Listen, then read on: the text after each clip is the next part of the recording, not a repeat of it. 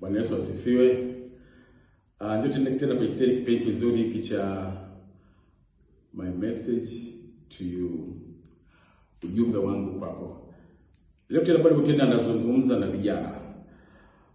Katika vipindi vilivyotangulia, katika kipindi nilifundisha kwa kina sana mambo 10 ambayo yanaitwa A3 za vijana na J7. Sasa leo nataka nizungumze na vijana muhtasari wa hizi A3 na J7 ambazo kijana akitembea nazo hizi ataufanya ujana wake uwe na mafanikio. Kwanza na A3 ambazo pia nimewahi kuzifundisha kwa kina mahali fulani.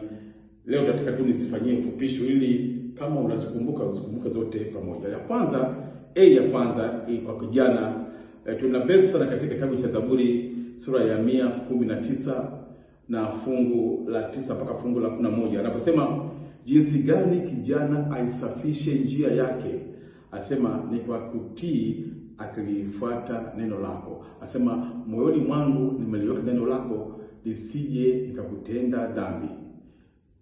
Sasa ya kwanza kwa maisha ya kijana tunasema kijana, cha kwanza ainisha malengo yako. Kijana ishi kwa malengo. Yajue kwamba hivi ninaishi ili nifanye nini? Nataka kufikia nini? Nataka kufikia malengo gani? Ya kwanza inaitwa ainisha malengo yako. Ya pili inaitwa acha kufuata mkumbo. Usije tu kama unafanya kitu kwa sababu wengine wanafanya, lakini fanya kitu ambacho wewe mwenyewe unajua kwa nini unafanya. Acha kufuata mkumbo.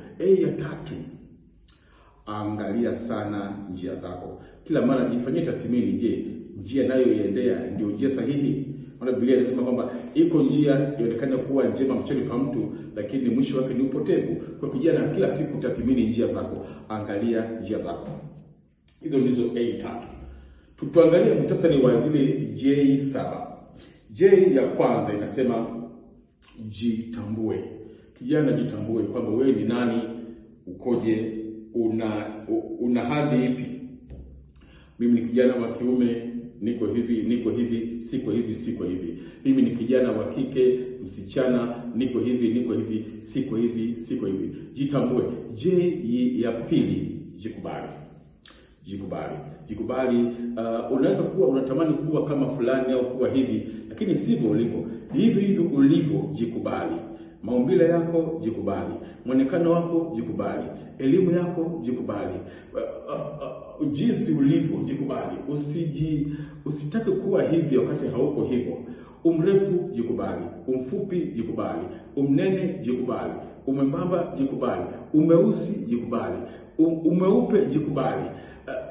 Umzungu, jikubali. Umafrika, jikubali. Kujikubali ni hatua muhimu sana katika kupiga hatua. J ya tatu, jiamini katika maisha yako. Kijana, jiamini kwamba unaweza. Hilo unachokifanya